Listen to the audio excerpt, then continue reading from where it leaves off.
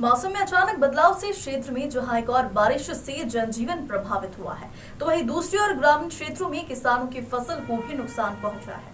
गुरुवार को रात्रि में तेज हवाओं के साथ कुछ समय तक बारिश के कारण मक्का, कपास, प्याज, गेहूं और चने की फसल को नुकसान हुआ।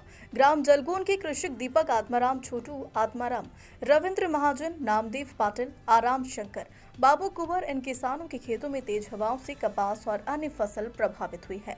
वहीं ग्राम जैतपुरा में कृषक गब्बर सिंह, सुरसिंह के गेहूं की फसल और दिवड़िया के प्रदीप पवार ने मक्का और प्याज की फसल को नुकसान होने की जानकारी दी है। क्षेत्र के किसानों ने प्रशासन से उचित मुआवजे की मांग की है।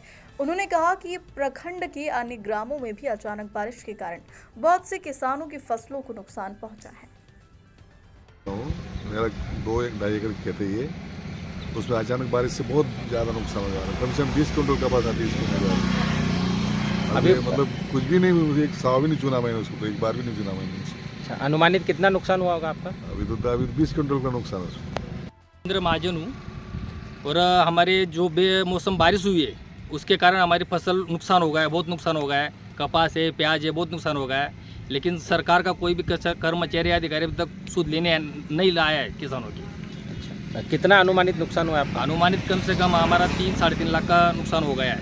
अच्छा, क्या मांग करते हो आप? शासन से यही मांग करते हैं कि हमारे मुआवजा मिले, जो नुकसान हुआ है उसकी भरपाई शासन कर दे। नामदेव कृष्णा पाटिल है, ग्राम जलगोन, और मेरी 10 एकड़ कपास थी। अचानक बारिश आने से फसल की नुकसान हो गई और मेरा लागत 3.5-4 लाख रुपए लागत है और अभी लाख रुपए भी ना आ सकते, इतनी मेरी नुकसान हो गई है।